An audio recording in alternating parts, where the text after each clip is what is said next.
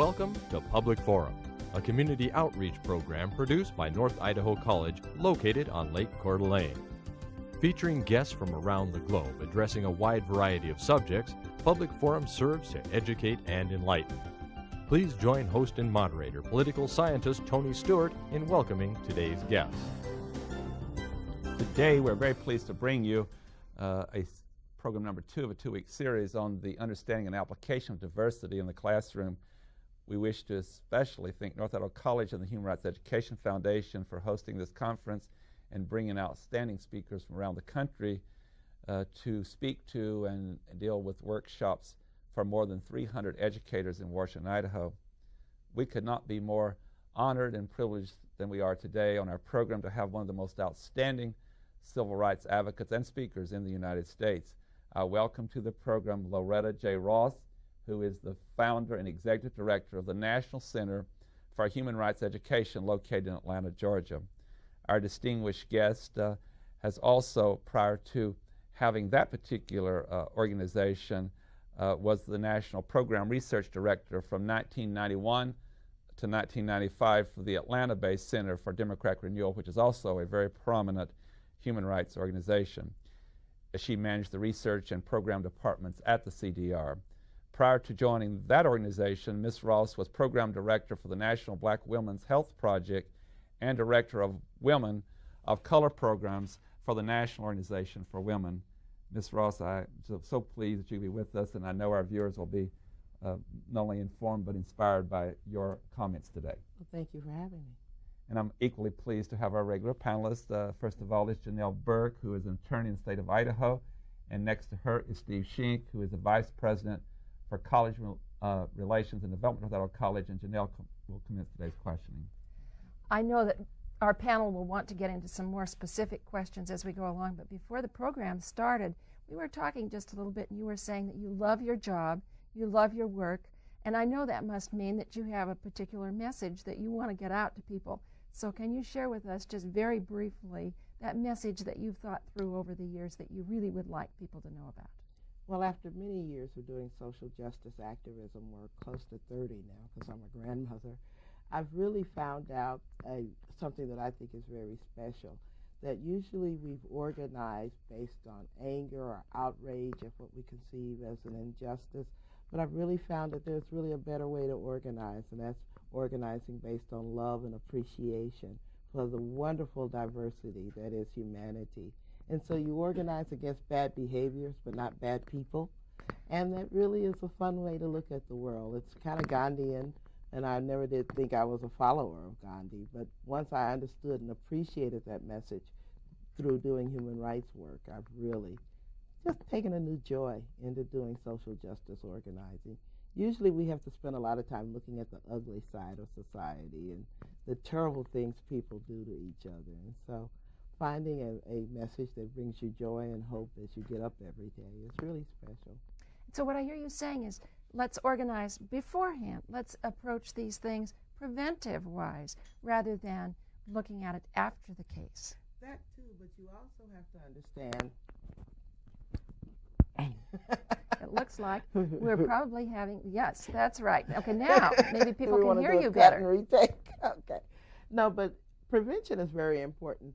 But even as you're dealing with people that have done bad things, you have to still remember that they are human beings too, that they have a humanity that you have to respect, so that even if you're going up against hate groups or men who commit rapes or people who abuse their children, you have to approach it in a way that respects them, shows love for them, shows that you care about them, even as you try to persuade them not to do those things anymore, or even work with them around getting counseling or help so that they won't commit those kinds of problems or crimes anymore. And so it's a different way of organizing. When I first became a political activist, I was the third executive director of the very first rape crisis center in this country. And when you do anti-rape organizing, you're really looking at the ugly things people do to each other. And we organized out of rage.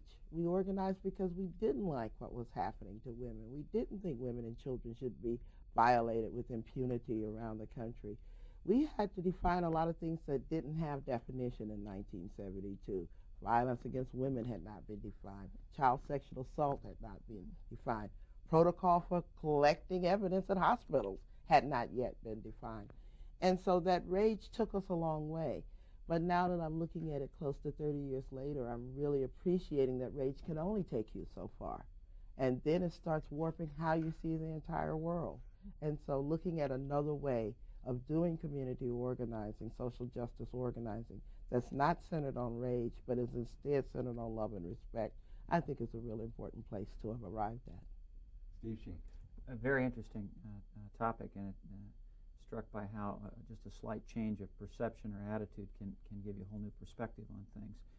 Just before the show, we were talking, and you mentioned that one of the topics you like to speak to is bringing human rights home. And that addresses one of those perspective issues, too, I think, and that is the perspective that human rights violations are an overseas problem, not a United States problem. Could you talk about that a little bit? Well, I probably would like to start with telling how I got there. Wonderful. I actually, as I said, did women's rights work for a long time, and then I did hate groups work. Actually, my only other trips to the Pacific Northwest were dealing with hate groups up here, both in Sandpoint and what we call that little Aryan triangle that Richard Butler and Peoples were trying to build up here. And I became very frustrated by what our message was as we did hate group work. We would just tell people, just say no to hate, or tolerance. Tolerance is a wonderful word, but it really implies a form of delayed negation. It really doesn't say we accept people, we love people, we respect people. And after you've done hundreds of communities that have had to deal with hate groups, and you've had a number of prayer services, a number of Rock Against Racism concerts, a number of things in the classroom, I became thirsty for something more than that just say no, that passive tolerance doctrine. And so I became excited when someone, actually it was Reverend C.T. Vivian, who was the director of field action for Dr. Martin Luther King, who told me about the human rights framework. And he said, well, we never really meant to be a civil rights movement. We really wanted to be a human rights movement. And I was like, well, what are you talking about, C.T.? I never heard this before. And then he went on to explain to me the fullness of the human rights framework. And then it was like this light bulb went off in my head, because then it became a chance to organize not only against something, but for something, instead of just organizing against hatred or violence against women or racism. It became a way to organize for the possibility of a better world that would have some guidelines that have been spelled out through many years of human history that could really define the type of world I'd like to see come about based on human rights values. And we tend to misuse the word human rights, thinking it only means civil rights. But civil rights are very important. They're your right to be treated as an equal to anyone else in society.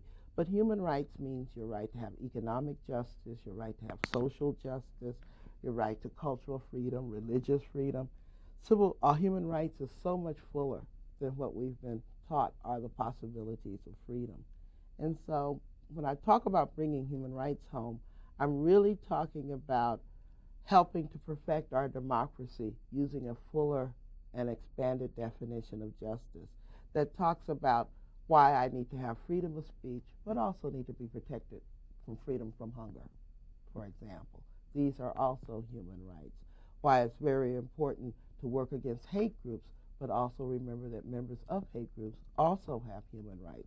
So when you do human rights work, you have to do it in a way that doesn't violate someone else's human rights.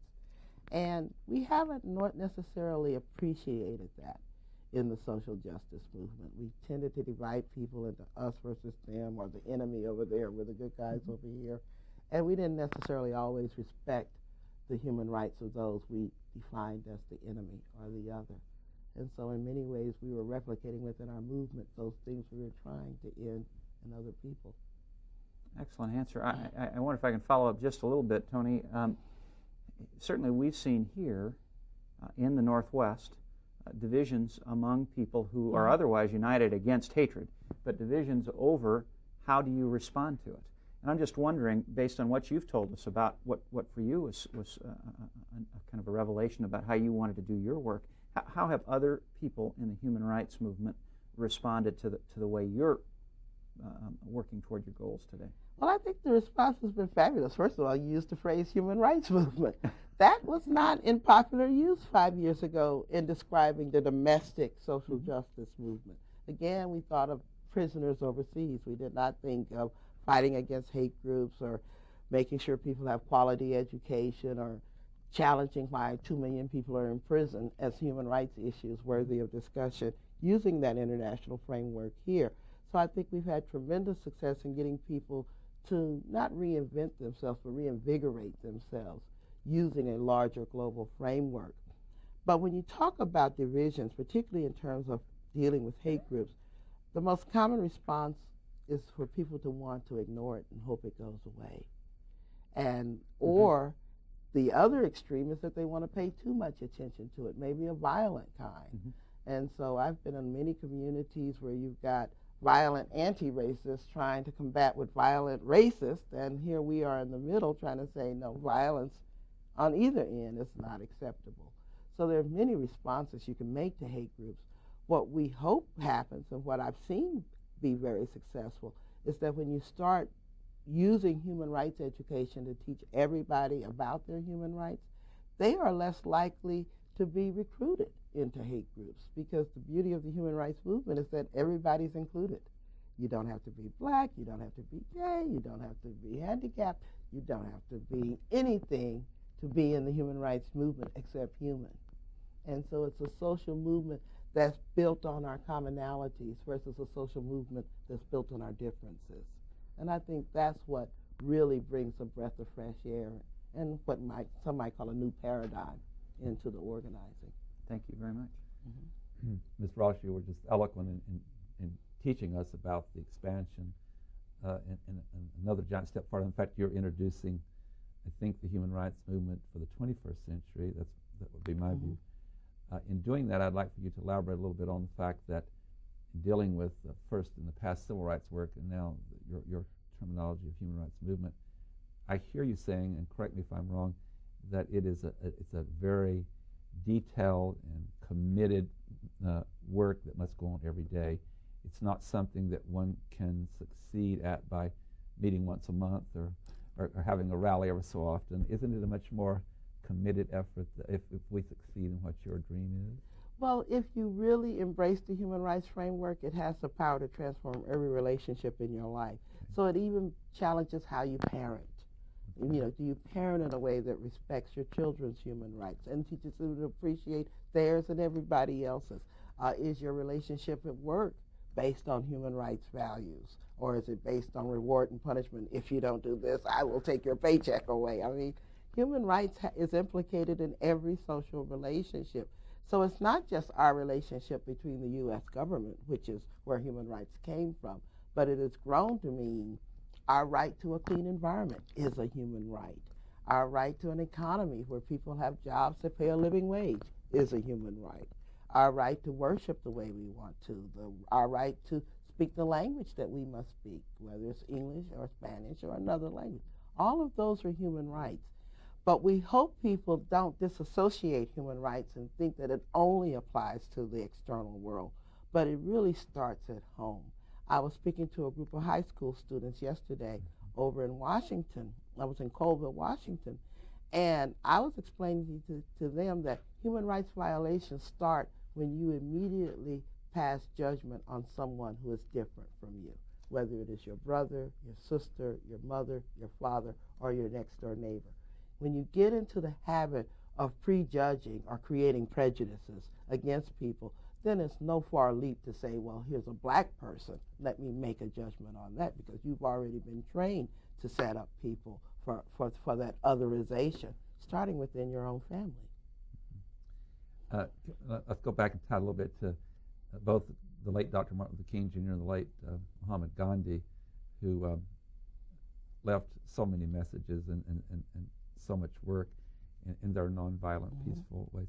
Did you see in Dr. King in particular, over the prominent work that he did over time, that he was including more things than he did at first? You know, there was such a concern over voting rights and ending segregation of facilities, but I know at the tragic death that he had. He was in Memphis for a different reason, economic reason. So did you see that kind of expansion that you're talking about, even in his work in his day? Well, interestingly enough, the last Sunday sermon Dr. King gave before he was assassinated in Memphis actually had a very important legacy for us. He said that the world, and this was in 1968, is at the stage of a triple revolution. He said there's a revolution in technology, there's a revolution in weapons, and we've seen both of those, communications, the internet and all of that, the way we have increasing capacity to kill each other. But the third revolution that he predicted would be the human rights revolution. And I don't think many of us paid sufficient attention to that message in 1968.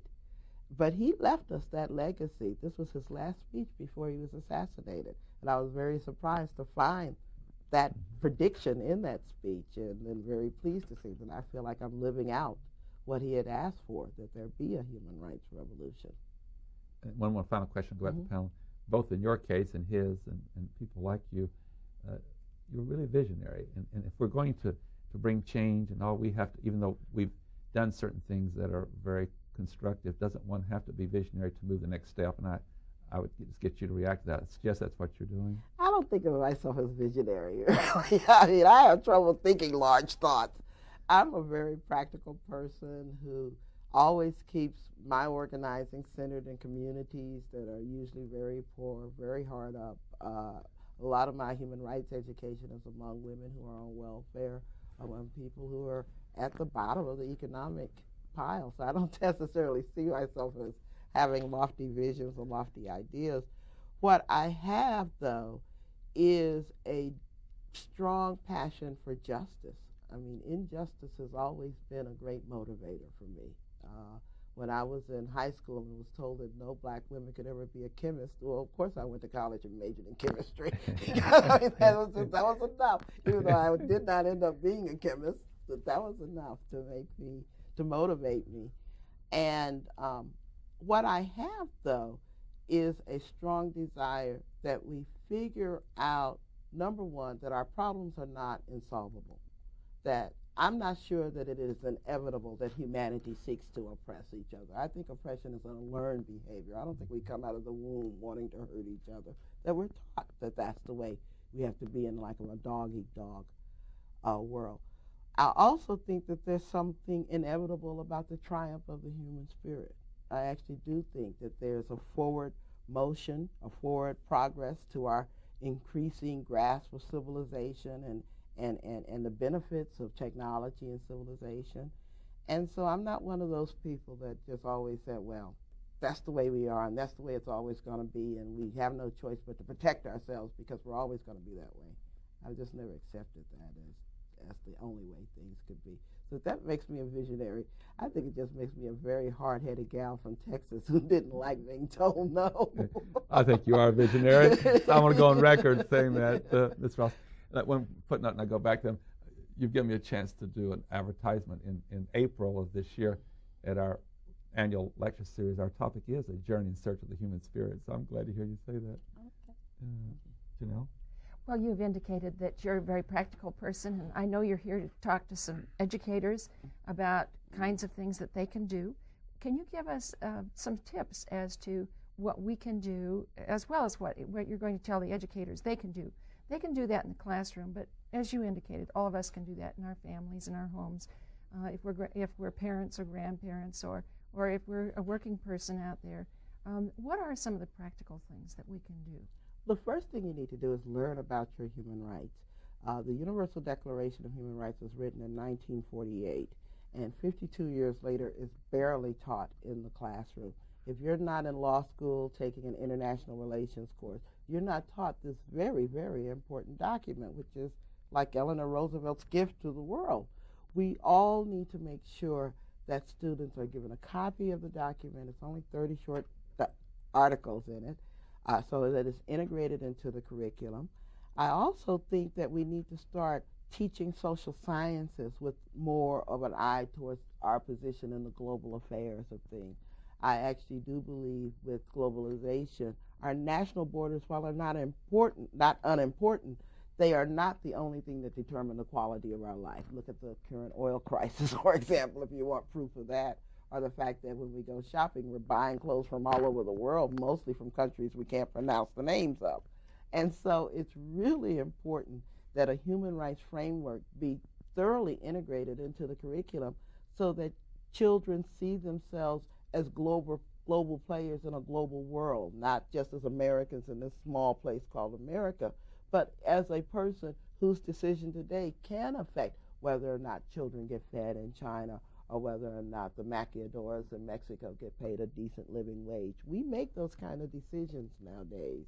And the young people of today need to be prepared for global responsibility, not to leap over community and the state and the federal government, but understand that everything we do now has such ramifications worldwide. So the first thing you do is teach people about their human rights. Secondly, show people how human rights are related to everyday issues in their lives. I actually think the allocation of funds for education is a human rights issue. Right now, we don't allocate, I don't think as a society, enough money to education. We tend to prefer to spend our money on weaponry. I frankly think that's a human rights violation. It challenges my idea of the type of society I'd like to live in when our elected officials would rather build a B-1 bomber than another elementary school. Or another prison or instead another of another prison. Yeah, we have 2 million people in jail, and I don't necessarily feel any safer because of that. And then while the people are in jail, they are being coerced to produce a lot of goods for factories, a lot of goods for corporations. Right now, our prison industry produces $9 billion a year in goods and things. So I begin to wonder if we're putting people in jail just so that we can have factories with fences.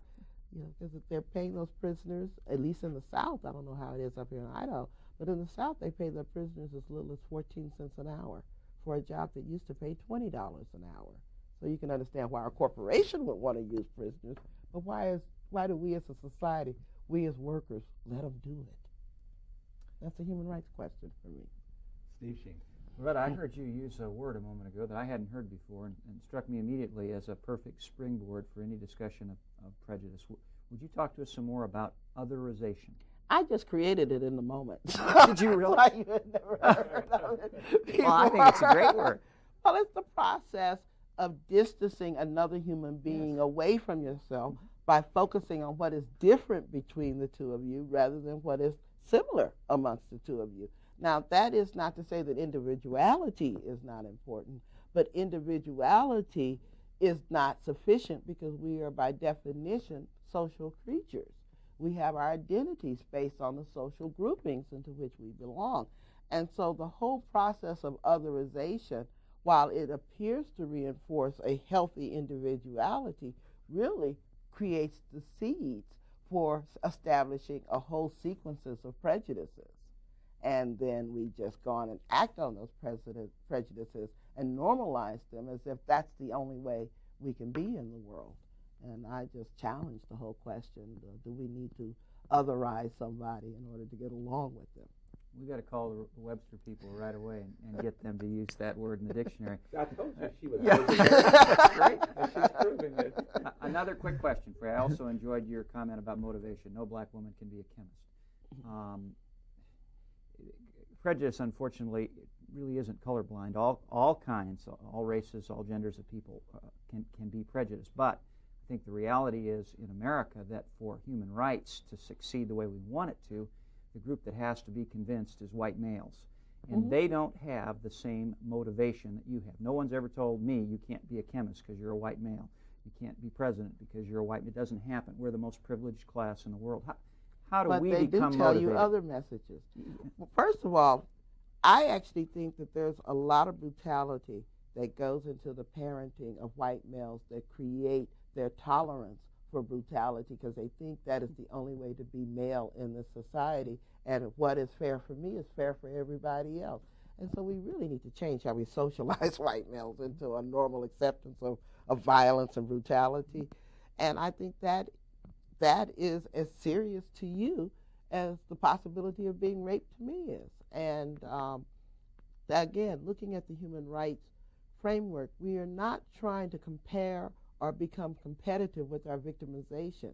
You would not have to experience oppression as a black woman, but in order to not want my oppression to continue. If you are in touch with your oppression as a white male, that is sufficient to make sure that you don't want to cause that pain to happen to anyone else, even if it's based on a totally different set of objective conditions.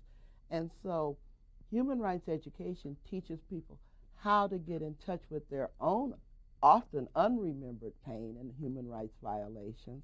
And once you keep that close to your heart, then you come up with a commitment to make sure nobody else hurts like that, because you didn't like hurting like that, and you don't want anybody else to hurt like that. So it's not about teaching you how to be a black woman or me learning how to be a white man. That's not necessary even if it were possible. But it is about understanding that the way we are raised and socialized is with a lot of unnecessary violence, to where we become desensitized to the injury, not only that is done to others, but that is done to ourselves. And accept that that's the only way you can be in this world. And that's what I challenge. I'm not convinced that you have to humiliate people to teach them. I'm not convinced that you have to brutalize people to enforce discipline. I am not convinced that you have to set up a pecking order in order to have progress and civilization and society. I just don't accept any of those things as being truisms anymore. Thank you. We're just almost out of time, but Ms. Ross, I assume that in dealing with the human rights movement, it's very much in the family, it's very much in formal education, religious community, and so forth. All those institutions, where are we making the fastest progress toward this movement? Probably the fastest progress is actually made in the international legal structure, because since the Human Rights Declaration was written in 1948, there's been 26 human rights treaties that have been passed by the United Nations in various countries. The United States, unfortunately, has only signed 3 of those 26 ones, so we're not making what you call fast progress in this country. I'm so sorry to end on that note. The clock always wins out, but that's a good starting point. We'd love to have you back at some future time. Be with us. It's been a tremendous pleasure having you on the program. Thank you, Loretta Ross. Thank you. Ladies and gentlemen, this 2-week series has been about a conference that's been held at North Idaho College. We want to thank Agilent Technology and Hewlett-Packard Corporation, Northwest Area Foundation for money on this conference. Has also made these 2 television programs possible on understanding and application of diversity in the classroom. I'd like to invite you to be with us again next week at this same time, when we shall move to yet another issue in our long discussion on this program. Until then, please have a good week. I am Tony Stewart. Recorded on the campus of North Idaho College, Public Forum is the longest-running entirely college-produced program on PBS. Each episode is pre-recorded live and is an educational outreach from North Idaho College. Please join us again at this same time next week for another edition of Public Forum on this public television station.